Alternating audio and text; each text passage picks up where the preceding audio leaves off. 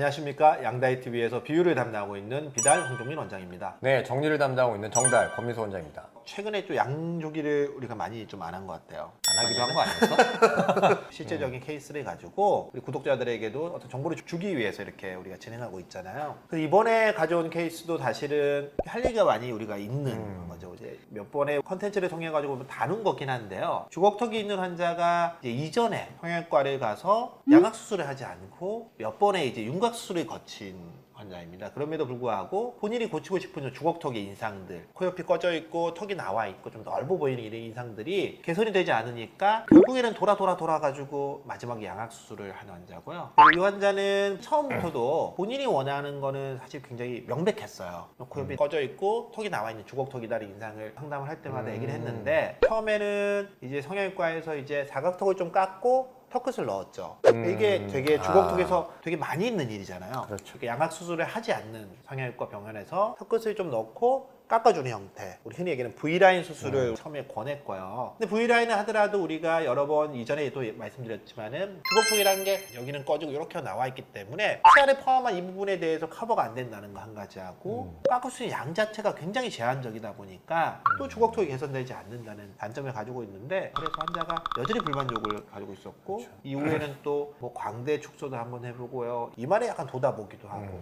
여러 가지 수술들을 받았지만 끝내는 만족하지 못하고 결국은 다시 양악 수술을 하게 된 케이스입니다.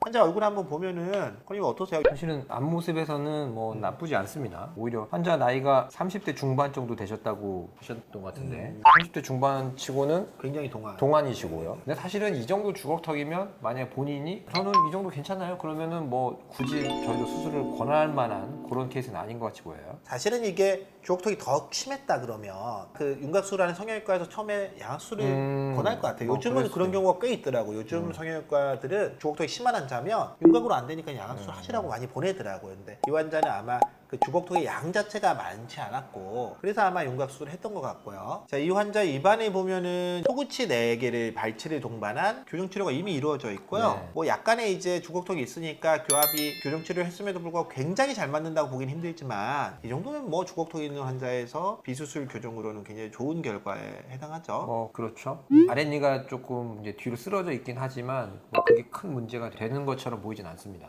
우리가 엑스레이 상에서 봤을 때도 전반적으로 V라인 수술과 턱끝을 뒤로 넣는 수술이 이루어져 있고, 그 외에도 광대 쪽에 이제 광대 절골술, 이마 쪽에 이제 본시멘트 넣는 이런 것들이 이루어진 거를 엑스레이 상에서 보이긴 하는데, 수술의 결과만 놓고 보면은 이게 테크니컬하게는 굉장히 잘 된 수술들이었습니다. 그러니까 이거는 어떻게 우리가 정리할 수가 있냐면은 진단이 잘못된 거고요. 진단이 잘못되다 보니까 아무리 수술이 잘 되더라도 환자가 원하는 걸 얻을 수는 없죠.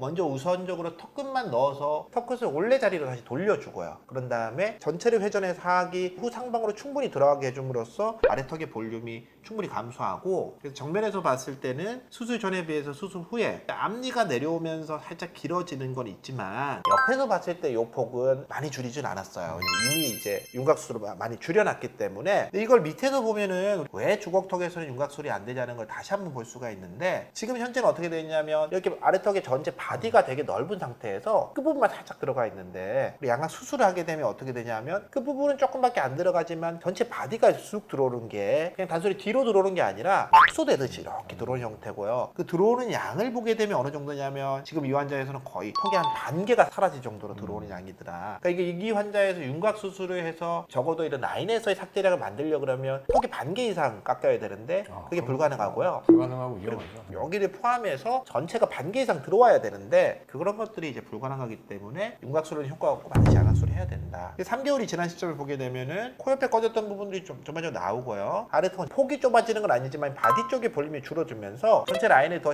갸름하게 하지 않았음에도 불구하고 자연스럽게 V라인처럼 갸름하게 떨어지는 라인이 보이는 걸 우리가 확인할 수가 있고요. 웃을 때도 치아가 조금 더 많이 보이게 되니까 훨씬 더 좀 젊어 보이고 건강해 보이고 밝아 보이는 느낌이 생기게 되고요. 근데 이 환자가 사실은 아직 3개월이어 가지고요. 붓기가 좀 한 10% 정도 붓기가 남아있는 상태고, 앞으로 3개월쯤 더 지나게 되면 조금 더 자연스러운 라인 같은 것들은 생길 겁니다.